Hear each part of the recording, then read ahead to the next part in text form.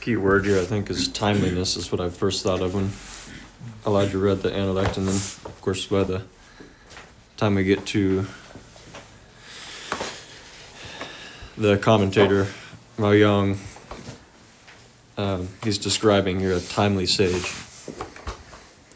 I know we've talked about it on other occasions, but what does that mean to the rest of you?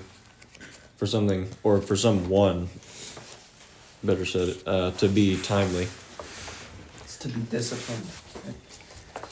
It is definitely a fruit of discipline, yeah. I'd say to be kind of in tune with the flow of the way. Mm-hmm.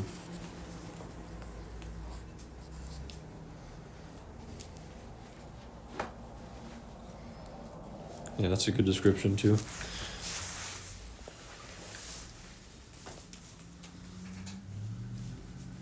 Taking someone like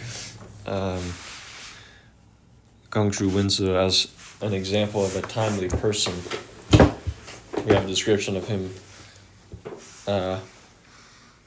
speaking only when the time is right, and so that is pretty directly doing something at the right time. But then the two other examples we're given is that he would laugh, but I would say by extension he would express emotion, or apply emotion, you could say, when he was actually full of it, when it was genuine in him and to him. It wasn't just it wasn't impulse, first of all, but it also wasn't a facade. It wasn't putting on some guise that actually masks what one is really thinking and feeling. So we have their sincerity as another aspect of a timely person, or timeliness. And then the final one seems to, it seems to describe not just his approach towards or interaction with external things, but I think even applies more to the people he knew and related to, when it's speaking of only taking what was rightfully his. So obviously it was a limit to consider this master as not having done any of these things, not speaking, laughing, or taking. But the fact that that was remembered of him probably made it to where he did very little of those things. I think that's something that you could miss in reading this, is that he probably was a pretty silent, sober, and uninvolved person, because these are the things that Confucius had heard of him beforehand. But then his disciples kind of standing up for him, saying that that's kind of the wrong way to perceive my deceased master, because it's not simply that he didn't do any of these things, it's that he did them at the right time. And so it's a defense. Maybe slightly, well, not necessarily exaggerated on the disciples' part, because the exaggeration is definitely more on the part of people who assume this master to have done none of those things. But I think this is an interesting way to look at ourselves and other people, because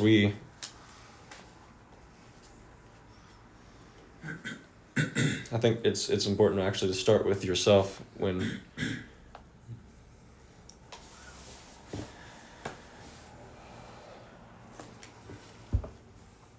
you're observing the external things.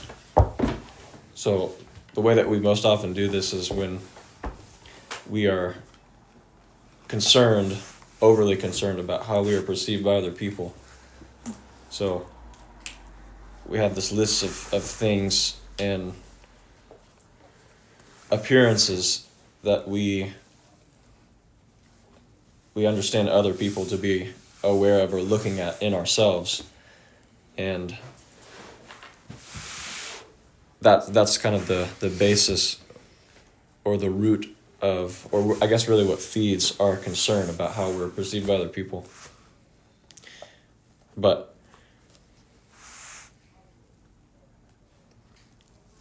that can go many different directions from that point, because then you could also say, well, people don't really know my true self, right?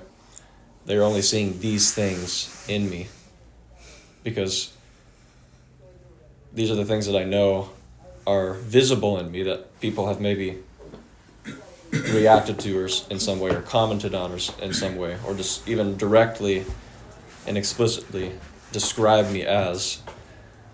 And for most people, especially young people, that's a source of anxiety and concern, because these are this is the kind of person, these are the sort of things that make up the person I'm perceived as. And our reaction to that usually is, that's not my true self. People don't really know the real me. But the question is, what do you do from that point? And maybe even before that, is that even a right and accurate assessment of the situation or the state of things, that being how people perceive you, what you understand people to perceive you as, I guess. I've often found that that is actually very rarely the case. That the way you are thinking other people to think about you, the sort of person you think they see, is often a very inaccurate image. Very inaccurate description. And it surprises me a lot of the time. Like I'm often thinking people see me in some way. It's not even necessarily a good way or a bad way, but then I find people don't really actually see me quite like that. It's not like it's completely contrary to how I'm perceived, but still. This is, I think when you, it's a place of insight into other people's lives when you first realize that about yourself, and then see that other people are often doing that same thing. Thinking they're portraying some kind of person that they really aren't. And so when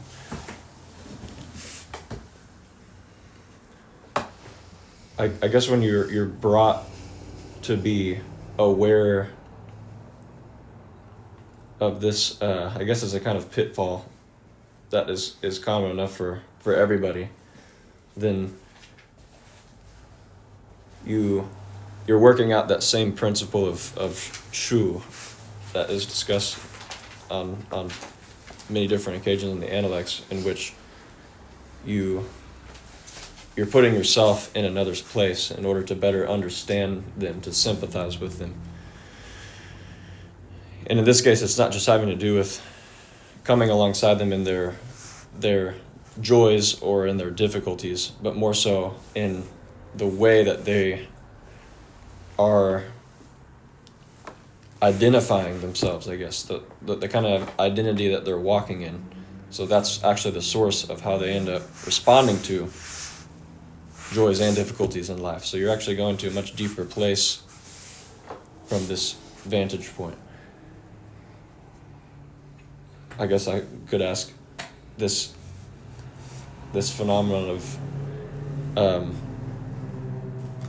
forming some idea about yourself. Again, I'm not necessarily focusing on overly positive or overly negative ideas, but this identity that you form as a result of, or as kind of like a reflection of what you understand other people to see you as. So it doesn't actually, this identity in particular I'm talking about doesn't really exist except as like a projection of what you think other people see. I hope that's not too complicated. But does that kind of identity or that idea of a person exist for any of you? You know what I'm talking. I'm basically just asking if you know what I'm talking about, if you relate. You're asking about ourselves, right? Mhm. If we have an identity for ourselves. Yes, we feel that's like a product of the way that you think other people perceive you. Yeah. That's what I'm asking. I Yeah. do understand that. So, how does that experience look for you? Is it? I assume that it tends more often to be a burdensome thing or a misleading thing. But what does that look like for you? I'm not even labeling it as anything in particular as positive or negative, like I've said a few times. But yeah. I would say for myself, before joining the Culture Center, I was a very chameleon-like person, and that I could generally understand what people have heard of me and thought of me and the kind of person I wanted to be perceived as, and kind of try to outwardly embody those expectations and become that type of person. And I have done that most of my life, and when I started coming here, I decided I did not want to do that anymore. And so I tried to be my uninhibited self as much as I could. And something I realized actually is that when you do not practice any sort of restraint or reticence with your own self, people actually, funnily enough, don't even see that they get a different impression of you than you actually are. It's very I think the best example I can think of this is just certain interactions I've had with other people at Granny's, other workers, whom when I've not practiced reticence in certain senses, they've gotten a completely different impression of me than I am, or that I thought would be received. And so I'm actually beginning to learn that I would say one of the things I strive for most in this life, outside of living a life that's pleasing to the Lord, is to be known truly. And I'm recognizing that to have that truest level of vulnerability with others and that truest level of openness, there actually is a certain amount of reticence that you have to practice as a person. I think that when you lay out I think we've talked about it before, of like the necessity of like knowing what to share and with whom, but I think it even goes so far as controlling every impulse.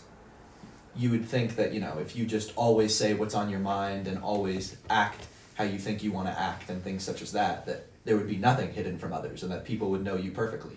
But I learned that that's not the case. They actually get a completely different impression of you as a person if there is not a certain level of discipline that you apply to the times you choose to speak and act. And that is very interesting to me, and not something I would have thought would be the case. And so I am currently, and have been, trying to enact a lot more of that reticence in order to, I would say, come into harmony with that person that I am, if that makes any sort of sense. I want my actions and my words and who I am on a day-to-day basis to come into as much alignment with the person that other people know and see.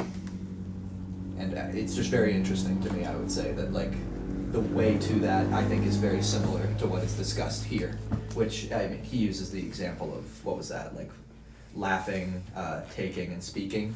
I think it also applies to everything with an act of restraint in a way. I think there is a certain level of, I keep using the word reticence because we talked about it prior in this, and I think it's a very good word for applying. I think it mostly applies to myself, because talking is often how I get myself in the most trouble, and I think that's what reticence mostly applies to. But does that kind of make sense? It does, yeah. Yeah, I think that's a question I haven't really thought about before myself, kind of this kind of way of thinking. But I think the way I've always thought about it is, I don't think I ever commit to a way of thinking and act upon it because, or kind of just in myself, because I can think of a lot of times that I've been in like a good situation with somebody or maybe a bad one, and I try to like create in my mind how I'm going to act towards a person or certain people, and I like formulate that and I imagine it, but I never seem to follow through with it. It's because it's always different in like being with a person or something. Like I wouldn't, maybe I'd say like I can't help but just be like myself. And I think that can be a good thing a lot of times, but I mean it's kind of it makes it pretty hard to change the way I act, I think. Because there are times that, you know, I shouldn't follow through with that way I'm thinking. But there are also definitely times where I should try to actually change the way I act. So I definitely do at times live under that kind of identity of the way others think of me, but I don't, for me it seems like I never really followed through with it. But that's just kind of the way I thought about that. Like to comment on that, just with Sure. someone who gets to interact with you. I know what you are talking about, I would Mhm. say, and in my experience of interacting with you, I think I've noticed that exact thing you were talking about, where I think you can come into a situation wanting to be a certain way, and over the course of interaction, more of slip into your natural self. But I will say, over the past month, your natural way that you've been, I would say the familiarity of the way you've been interacting with us has seen I would say a pretty substantial shift. Mm. I would say bigger than any I have personally noticed in you since getting to know you better and joining here. And so I just wanted to share that bit of encouragement with you. Like, even the way we interact with one another, I would say most of the time we discuss pretty casual, normal things. But like, without even really trying to be super intentional about it, I mean, even you and I have had some pretty substantial conversations just naturally come Yeah. about just by spending time with one another. Mm. And so I would just like to share that encouragement with you, is I think there is more change occurring there in that type of person you are that you might not even be aware of. Mm. And so I would just like to share that bit of Thank you, encouragement. that's very encouraging. Because I have definitely noticed that over the past couple of months, and it's been a great joy to me. Mm. Thank you for sharing that.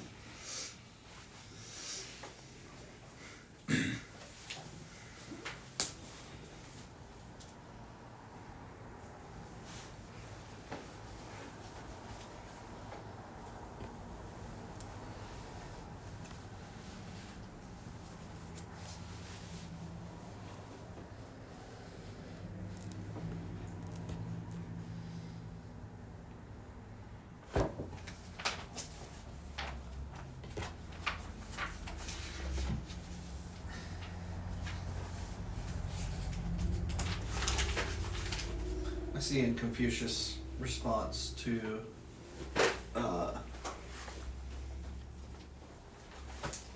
Jia about his master, you know, almost a desire to have wanted to know him. There was clearly something to be learned from him for someone who could live out in such a wu-wei fashion. Most of us really struggle with taking something that is either truth or truth in practice, and it's a very, very forced action and way of thinking, as opposed to something that we don't think about, which is obviously the wu-wei concept, you know, do not do. And so it's not something that you're consciously aware of, it's something that's become a part of just what you are, not who you are. So many people want to be identified in this context, that would be a real honor to be identified as a gentleman. But clearly, by way of Confucius' response, there's a difference between identification as a gentleman, something you're trying to be, and being a gentleman, something you are. And, you know, cultural influence and function is something that, because we've been in such a developmental stage, to work out a culture that's very different than that which is observed among the many cultures of men, may still, in a lot of ways, seem contrived or forced, something that we have to think about doing. That is more better, or that is maybe better correlated to some of the just previous discussions that Confucius has had with his own disciples, because he sees them being formed and fashioned into the way through a conscious effort. But then he also reminisces, not reminisces, but almost daydreams in a sense, like when he says, if I wake up one morning and see my disciples practicing the way, then, you know, basically I don't need to exist anymore. But that is kind of that, his envisioning of this being played out as a way of life that is unconsciously aware, but still doing everything in the right way. And, you know, there's this constant comparison or dichotomy, not dichotomy so much, but just a noticeable difference between native substance and what's the comparable? Cultural refinement. Yeah, cultural refinement, where they find ultimately a balance. So some may think that native substance, either you have it or you don't, and that may be true, but that doesn't mean that certain things can't be developed. But while they're developing, there's still some awkwardness that's not necessarily comparable to native substance. What's interesting about a really good cultural foundation is that, you know, if you think of it in the terms of imputation or impartation to another to an upcoming generation, then it becomes a part of their native substance before they think about it, because it's already in practice, and it's in practice through a people, and that's the great advantage of those things being done not by this highly commended gentleman, but rather through the nominal relationships and functions between a people. Because then it's not something that is perceived to be sought after, per se, so much as it is the normal way. That's actually what, just when you were speaking, I was kind of, I realized that it's basically what you said, that I'd say the difference between those two different types of restraint that are mentioned in that second part, it stems from, do you desire to be known as a gentleman or to be a gentleman? Mm-hmm.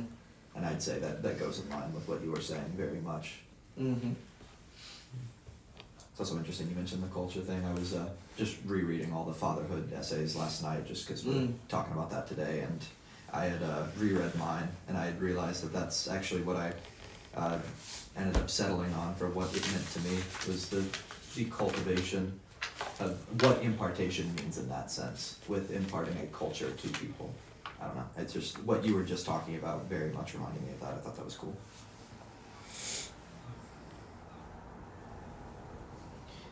In the midst of practicing people, it's more of a highlighting of what is of value and why certain things are of value, because, you know, you also don't want those things to be perpetuated to the continuing generations without an understanding of their value. But there's a difference between the reiteration of value and a people or a people who have become so degraded in that way that they have to relearn it. And so the balance of how to pass these things on in a different way of learning, you know, that's definitely more impartation than teaching, or more impartation than instruction. I think, let me see if this example goes anywhere, but it was something interesting that I noticed that I think is, there was this lady that's part of Grandma and Grandpa's Bible study, and she's a single mom. I think the father's out of the picture, and she has these 2 little kids, and the grandma and grandpa and her and the children will come to Granny's on Thursday nights. Anyways, I really respect that mom, because she's really trying to make it work, and she's trying to, like, you know, oh, no sodas, we're limiting sugar and things such as that. And it's a very commendable thing that she's trying to, like, do for her kids. But, you know, then, like, you know, she's doing all this, and then her kids are like, wait, but why do you get a soft drink? And she's like, oh, well, because mom's an adult. You know what I mean? And it's whatever. But I think, to me, the difference between teaching and cultural impartation is it's not just you're trying to teach your kids something because you know it's good. It's you are living a way of life, and your kids, the next generation, come into that with you. Because, and where I was going with that mom is, I see a lot of good things she's trying to teach those kids. She's really trying to give them a better way of life, but that way of life is not something she's living herself. And because of that, I don't think it's imparting in the right way. And that was just it's really random, but that was something I had noticed that I found very interesting, was when it comes to things that parents want for their children, you know, you can enact as much discipline on those kids and be as rigorous as you want, but if it's not something that you are living, those kids aren't gonna receive that. I mean, I'd say my childhood is a great example of that. Our parents used to be very, very strict with us. But I would say it's only in the areas that I've watched them live certain things that had any lasting impact on me.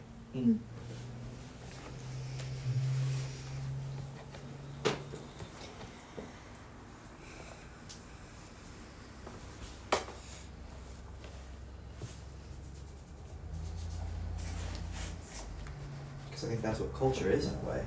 It's how you actually are living life.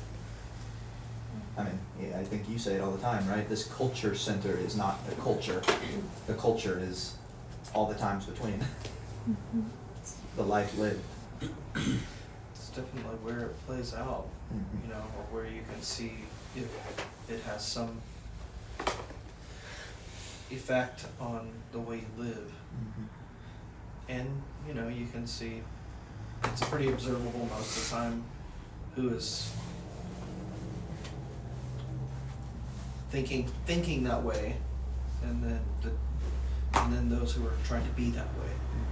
So that's not to criticize those who are trying to be, but it's a different level of practice, and it will mean very different things as it relates to your progeny, which is not just your biological children potentially, but those who you develop relationships with at any given point of life and ahead.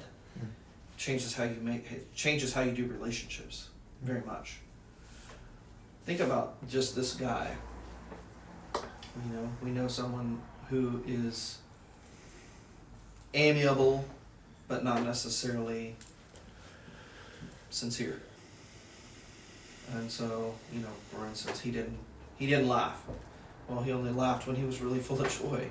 You know, it wasn't something that was expended on his part without sincerity, in not only within himself, but in something that was worth taking joy in. And so, again, that's a very different.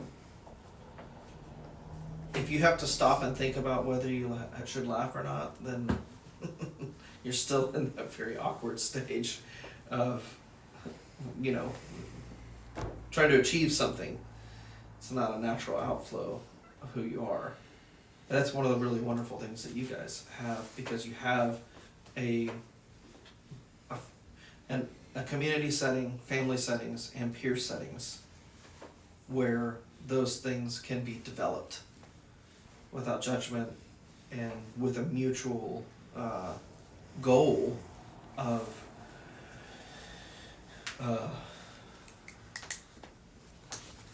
regularity and sincerity of action in life.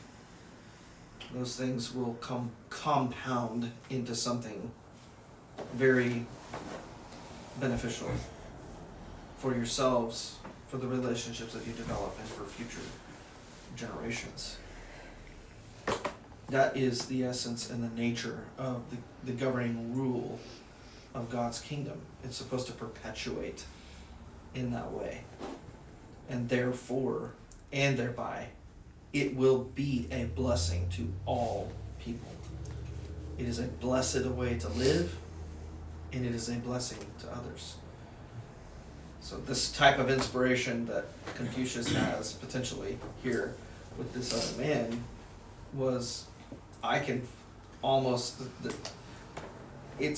I'm not thinking it was so much disbelief, maybe I'm wrong about this, that he really lived that way, so much as there was a desire to know him.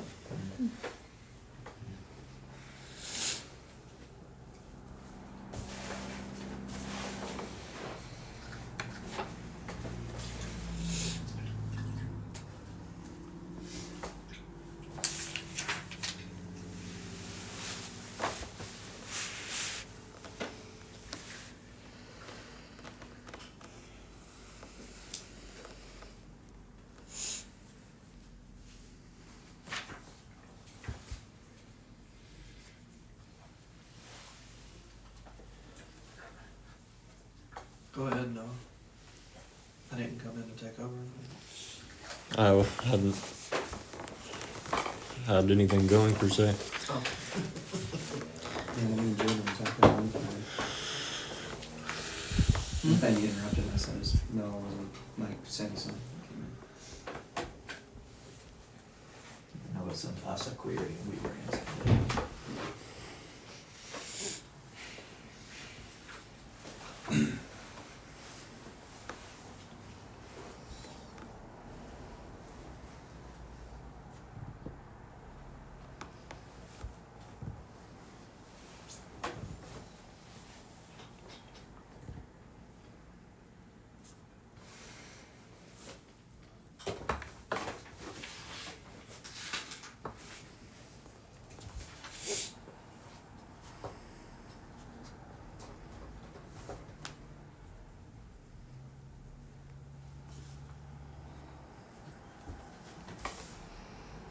Seems like there's an importance to that timeliness you were talking about, Noah.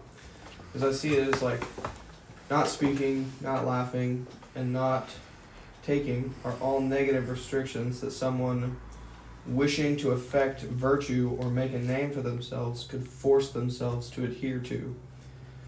Whereas speaking only when the time is right, laughing only when genuinely full of joy, and taking only when it is rightful, are equalities of a timely sage. It's a more, I think we were talking of the way of trying to live a way of life as a comparison to someone who would try to enact those restrictions upon themselves to try and bring about that way of life. And so it could even be out of a good heart.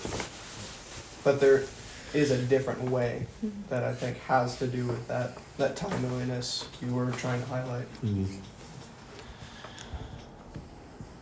You know, when timeliness is a quality, it's like it comes as a result of a wu-wei lifestyle, and the whole thing behind wu-wei is that it's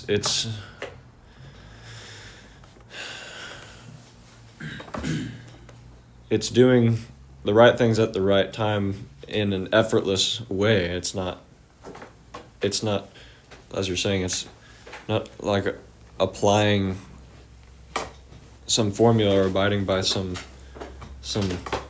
code of conduct that would make it to where everything you do is it's like driven by or dictated by your presence of mind in a circumstance. Those that can get you pretty far, I guess, especially if you have a strong will and a strong mind. But the point is not to develop those things unto that end. It's those things ultimately need to themselves follow something greater than themselves. So speaking about the mind and will, which along with the heart make up the soul of a man.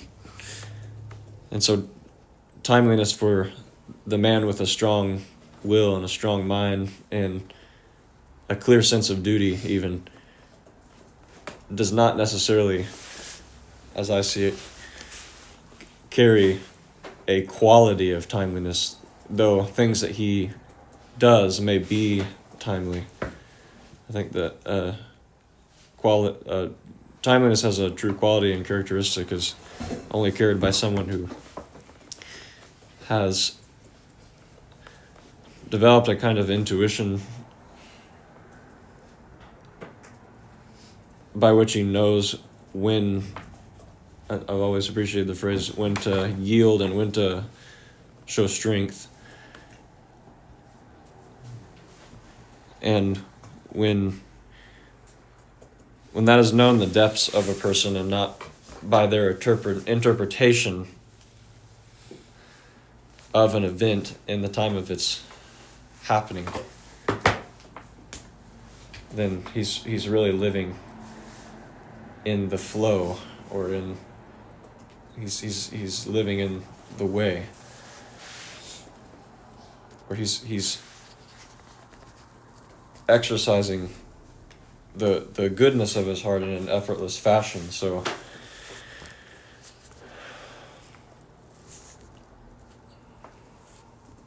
that's what it says at the very end of the comment here, with how the commentators seeing how Confucius was potentially seeing it. Confucius approaching the disciple thinking maybe this was just one of those more fastidious men. So to me that is referring to men with a strong will and a strong mind, and again that heightened sense of duty, who they can exercise some kind of lesser form of timeliness, but it's not a quality of themselves. But the way that the disciple described this man was one who did truly carry a quality of timeliness, because he lived in Wu Wei. So the question that always comes up when you observe evidence of Wu Wei, or you've seen the fruit of it in someone's life, is how did he get to that place, and how can I get to that place? I think that's where it always leads to, is I want to be able to live in that way. So how do you get there is the next line of questioning or inquiry. So based off of, I guess, what we've discussed in this very same topic numerous times, what do you think that path looks like? How do you get there? There's actually this might not apply a lot, because I don't know a lot of like more ancient characters or words. It's something that I just haven't studied a lot. But there is a word that means, it's used to describe a timely person, a person who's on time, who's punctual. That's like the direct translation is punctual. It's like 按时 or 准时. It's actually a word that I learned really early on, and just studying Mandarin. It's one of the kind of the earlier characters that you learn, but I thought that probably may apply to this. It's just what I first thought of when I started talking about being timely, because it's not like the word for on time. And what does that word carry? What kind of meaning? Or That's what I was saying. even It's a that connotation? characteristic of a person. Okay. It's like he's a punctual person. That's what it means. Oh. or you're on time, or stuff like that. Just like not just like getting somewhere to a location. It seems like that word, especially in more ancient usage, but maybe after Confucius' time with the advent of other philosophies, it could also refer to like a fortuitous or blessed person. Yeah, I'll be like a manual and write it down. Huh? So we can all see it. Oh, You can probably look at the Analects in Chinese and see what word they use for it. I should have that for every word for demo.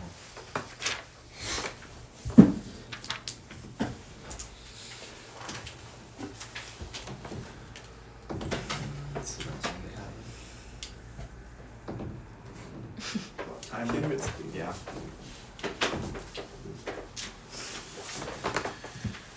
You can't see that. Yeah, you It's like a reflection on the board. The glare of that light's too red. We can send No, it you're not a gonna picture. see it on that. You'd have to have a really big, thick marker. Do you know it how that's calligraphy style. Romanized? No. wait, what do you mean? It would be like With like the alphabet. That's what he did right there. I can't see that. The glare is maybe too bad. oh yeah, Okay, it's CHUN Okay, dash perfect. I'll just zoom in on my camera so I can see. SHI. This is my form of glasses. It's Yeah, just type the Romanized into Okay, the there we translator. go. It's gonna be better than what I put there. I just wanted to do it. You should look at see if you can find a Mandarin version or a Chinese version of this book and find 1413 and look up the word. Maybe. Just take a picture of the page. Maybe ChatGPT actually might be able to pull it up. I'll try. yeah, GBD. Um,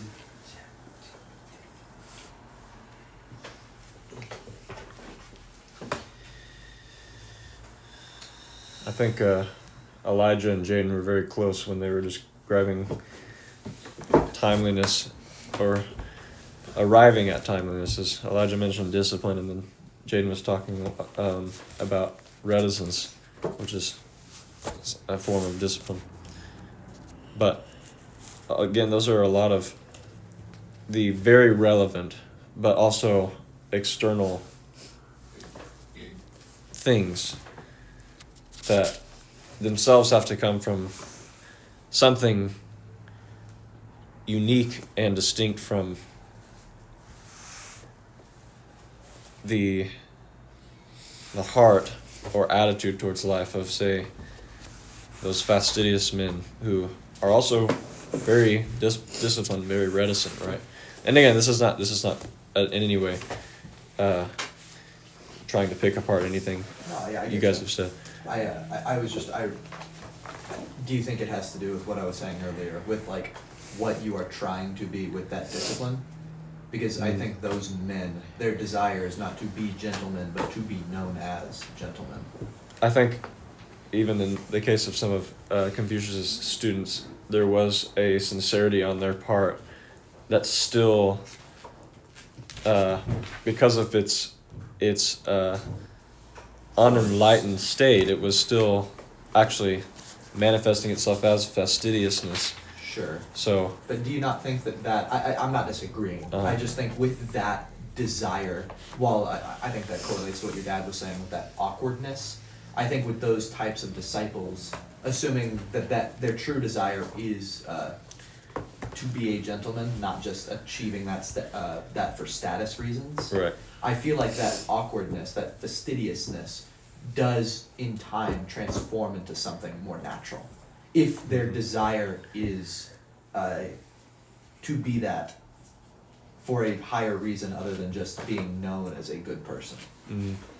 But do you think that is the case, or do you think that that's the wrong way to go about it entirely? No, not the wrong way to go about it at all. It's the way you're putting it is very simple, and the truth is very simple, probably even more simple than that. And with the case of Confucius' disciples, I do believe that there was, for the outstanding ones, a real sincerity in their hearts to reach that place, but it was not a place that they had been in before.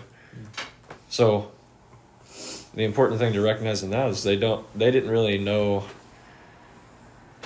what it even meant to be a gentleman. I think the sooner they knew, or the sooner they realized that, the better they would be in actually reaching that place. It was kind of the humility towards which Confucius approached goodness, where every time, say, he was brought an example of someone who was outstanding in some way, and then asked, yeah, was he good? And he would say, I don't really know.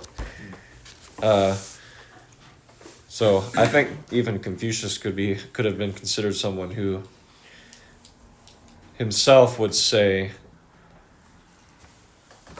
that he can see like the trail left behind, or he can detect the aura or atmosphere of goodness. But he never put his finger on the source, simply because he would confess to never have seen goodness from one standing in its place, like from the inside out.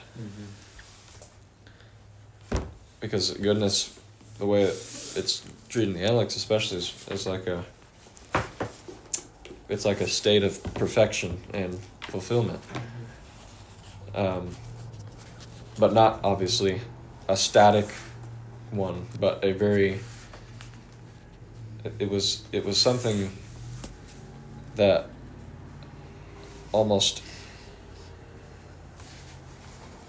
it pulsated from a completely different and new dimension of thinking that a ritualist or a legalist couldn't understand, because it had to do, I mean, this word is not mentioned very much in the Analects, but it has to do with the spirit, has to do with a different realm. I was So- about to say that's an advantage that we have as sons in God's house, and the impartation and empowerment of the Spirit, is that there is an enablement there that's beyond the human capacity, so long as we've learned to be led by it. So it gives us this great advantage that these guys never had. You know, that's it. One thing I was going to say is goodness is this state of perfection was perpetually elusive to them. It was always something that they, you know, again, like Noah said, they couldn't see from the first place position. But for the Son, it's not unseen, but it's known that it's something else operating in you, through you, and over you. And so then, you know, you're never settled with your own state or place of achievement in the pursuit of perfection, but rather you find peace in the perfection of Christ in you and what it is able to bring forward. And the fact that that is something that is mutually shared within the household of God is that much more powerful.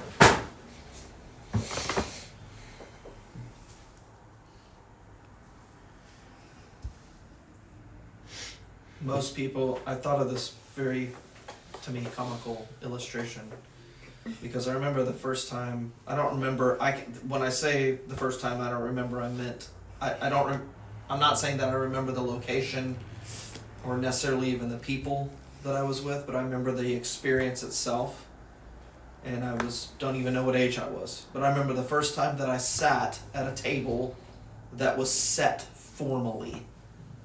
Okay? You guys know what I'm talking about? Like a really high-end restaurant. And you go and there's a plate and there's double sets of forks and double sets of spoons and separate glasses and they're all in front of you. And then, I remember sitting there and literally not knowing what to do. As if it almost as if I had never eaten before. And so you learn like, oh, this is the salad fork and that's the soup spoon, and like when you finish your salad you set your fork in this way on the plate, and that communicates to the wait staff that you're finished, and etc. There's like a million little rules, and you're supposed to sit down and you take out the napkin and you place it on your lap. And I remember another experience that I had was at a wedding, and it was a very formal occasion, and one of the wait staff, when they came to our table to bring certain things, took the napkin off the table and set it in my lap, and it was just this super awkward feeling. And so what's funny is then you learn a little bit, and I remember the next time thinking, well, I know that you're supposed to set the fork sideways on the plate. That's an indication that you're done with that setting. But it was like, speaking of sincerity and whatever else, you're trying to do something, but I felt like in a foreign land the whole time. So you're trying to, and you like, when you're thinking about that, you put the fork down, you're like, all you can think about is, does the waiter know that I'm communicating to them that I'm done with this, and like, is this right? See what I'm saying? Like, this is the perception of other people seeing you trying to be something. And I don't know, that illustration just really highlighted to me, because I remember the foreign nature of, it wasn't me. It was not, I didn't understand any of those rules. I knew some of the rules, but I had no understanding as to, why does this matter? What's it for? What role, what purpose and role does this play in this, like, how far distant was I from the social setting of others and what a formal dinner is like to have with people? I was way away. I was like completely in the droves of where the dishes go. I couldn't talk to anybody. And then I'd be completely distracted by the food because I didn't know how to eat it either. I didn't know how to hold the stuff and how you're supposed to hold your, things, where all these other people, they don't even think about it. They know everything that they're doing, and they're enjoying their fellowship at the table. And I'm just like this awkward pig with my elbows and everything else doing, like, that's how we typically come into spiritual practice and cultural practice. Like these completely, I'm Tarzan sitting at the table, and like, I'm trying to do my best, but if somebody looks at me, all they see is at the end of the table, and that's what they're actually perceiving.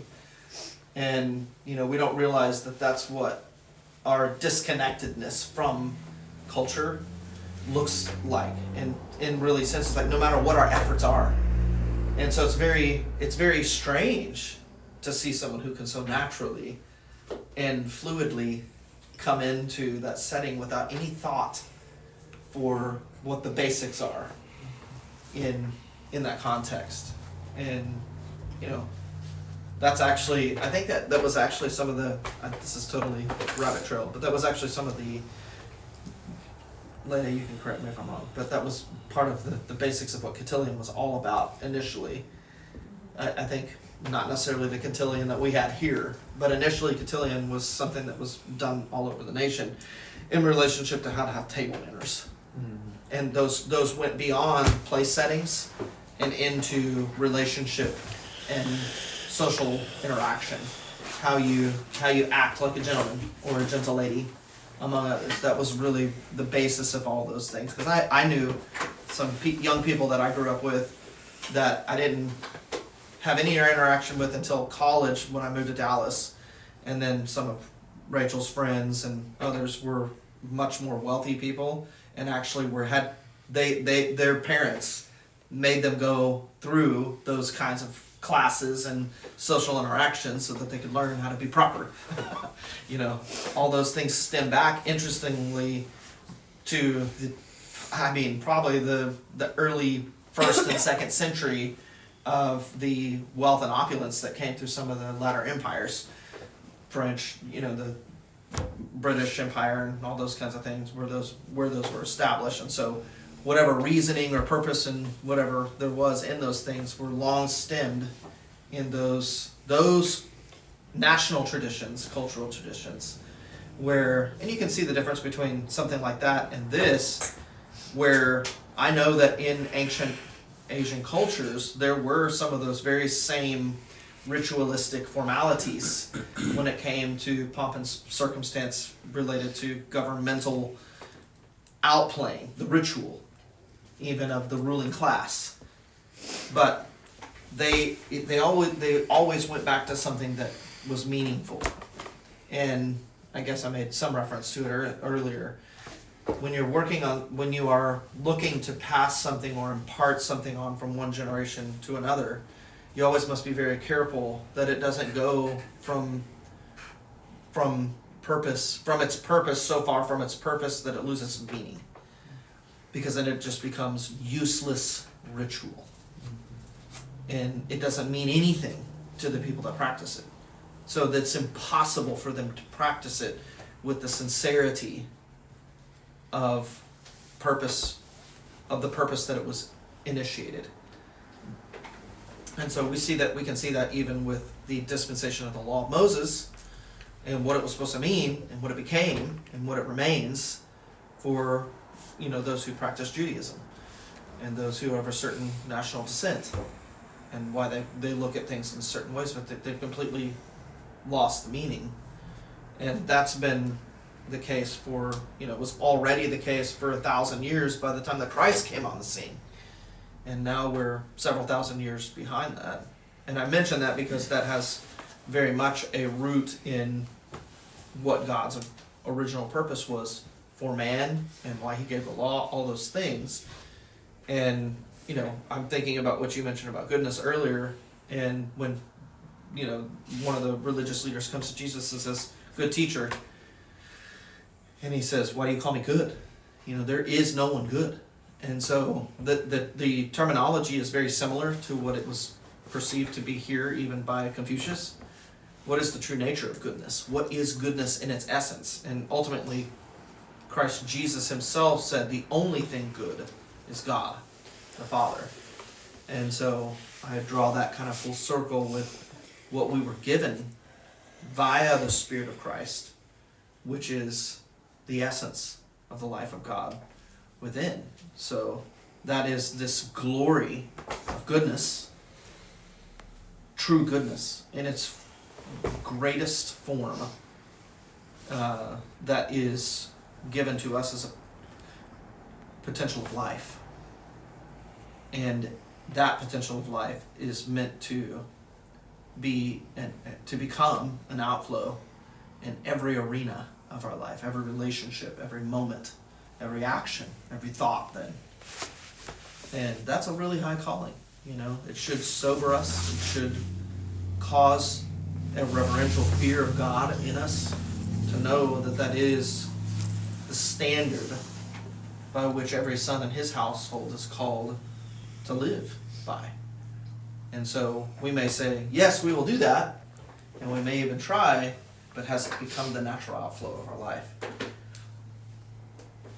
And I don't think that, or I'm not saying that my intention in sharing that in such a way is so that everyone here, myself included, will go, oh no, it's not my natural way of life. But more so that we are setting it before us as the hope of the life within and what the power of God is able to achieve when we are yielded to him. So it's not something that's unachievable. It's not something that cannot be attained. But it has to be intentionally pursued so that God can work it. And, again, you have the advantage of doing that communally, in family unit, and in peer relationship. That's very few people have ever had, and currently at least, with freedom. That is, those are a set of environmental advantages that you have that literally very few people who have ever breathed the air of earth have been given. Not many. Very, very few. That you could probably count on a few handsets how many generations in the many that have come and gone since the age of man and God's creation of man that had such an opportunity. The early patriarchs didn't have family and community, you know, and many generations up to Christ did not have the empowerment of the Spirit. So we're talking about recent history and you know, some greater revelation of how this works in a community that really narrows down those who have been afforded the divine opportunity that we have at this time. So there's a whole nother level of timeliness, knowing your season, knowing the season of the Lord. Because that season will, in another usage of the word, season the way you live and speak and think and what you do. And that seasoning will be translated into timeliness in this way in life. What is a matter of true joy? When is the appropriate time to speak and do? And do what? And this generation, your generation, will do those things in such a way that it's going to be like a bright light in the world. That light is already dawning.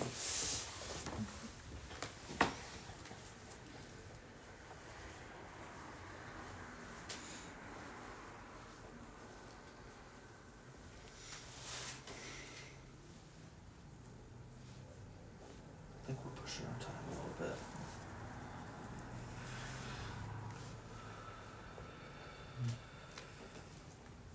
Somebody close us in prayer.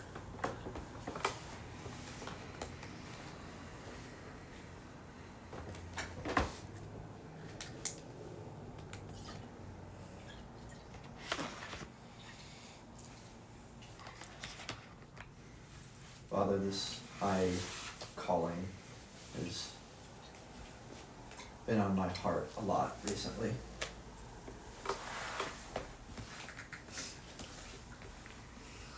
I think we're all aware of how glorious this purpose is and how beautiful it must be to your heart. But I think simultaneously we are all aware that that is quite the burden. And so, Father, my prayer is that this sun in our horizon would not be so blinding as that we feel discouraged. Not so far as though all we can focus on is the distance between us and it. Father, I pray that this burden would not be exactly that. I pray that our thoughts would not be on how many steps we have between now and then, but on the next step before us.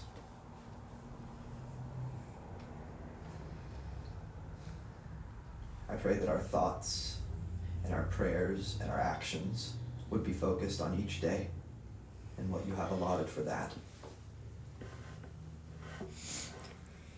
And that through living each moment, each small thing, that your big purpose would come about.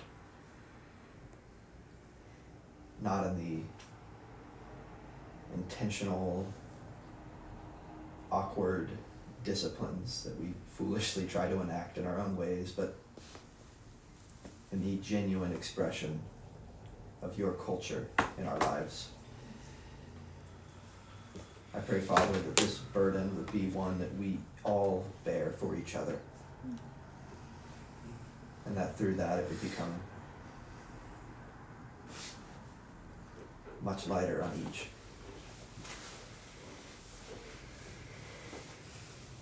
Father, let your sun illuminate our path. And let us not be so blinded by its light.